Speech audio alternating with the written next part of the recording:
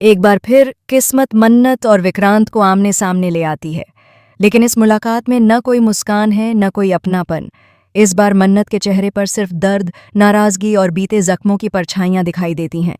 जिस विक्रांत को कभी उसने अपनी दुनिया माना था, उसी विक्रांत को आज वह दो टूक जवाब देती है और साफ साफ कह देती है कि अब उसके और उसके बीच किसी भी तरह का कोई रिश्ता बाकी नहीं रहा।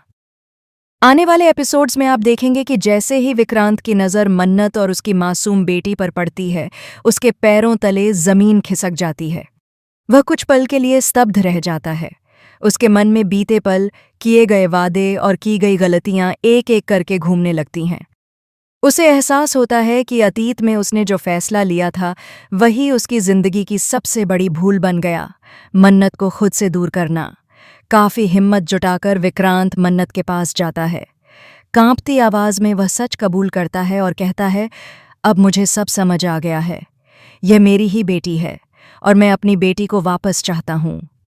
विक्रांत के मुंह से ये शब्द सुनते ही मन्नत के होश उड़ जाते हैं। उसका दिल जोर जोर से धड़कने लगता है। उसकी आंखों के सामने वो सारे दर्दनाक लम्हे घूम जाते हैं जब उसे अकेले ही हर सवाल, हर मुश्किल और हर जिम्मेदारी का सामना करना पड़ा था। गुस्से और टूटे भरोसे के साथ मन्नत विक्रांत पर बरस पड़ती है। वह कहती है, तुम मेरा पीछा क्यों नहीं छोड़ देते?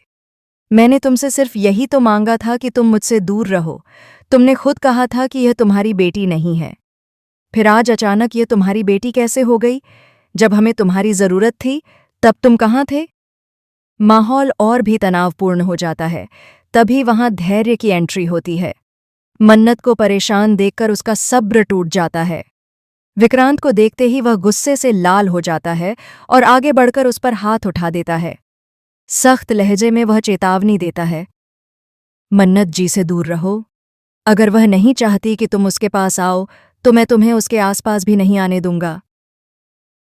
विक्रांत भी पीछे हटने वालों में से नहीं है। गुस्से में वह धैर्य से कहता है, यह मेरे और मन्नत के बीच की बात है। तुम्हें इसमें दखल देने की कोई जरूरत नहीं है। बस फिर क्या था, धैर्य और विक्रांत के बीच बहस हाथापाई में बदल जाती है। माहौल पूरी तरह तनाव से भर जाता है। लेकिन इन सबके बीच मन्नत खामोशी से अपनी बेटी को गोद में उठाती है। उसकी आंखों में आंसू होते हैं, मगर चेहरे पर मजबूती। बिना पीछे मुड़े वह वहां से चली जाती है। अब कहानी में आने वाला है एक बिल्कुल नया और चौंकाने वाला मोड़। एक बार फिर मन्नत और विक्रांत की जिंदगी एक ऐसे मोड़ पर आ खड़ी होती है जहां हर फैसला किसी न किसी की जिंदगी बदल सकता है। वहीं दूसरी ओर विक्रांत की जिंदगी में एक नई लड़की की एंट्री हो चुकी है, जो उससे शादी करने का सपना देख रही है।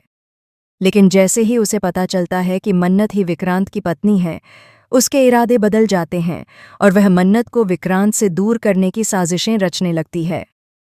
इन सब उलझनों के बीच सबसे बड़ा सवाल अब भी बाकी है। क्या दुआ को कभी पता चल पाएगा कि विक्रांत ही उसका असली पापा है?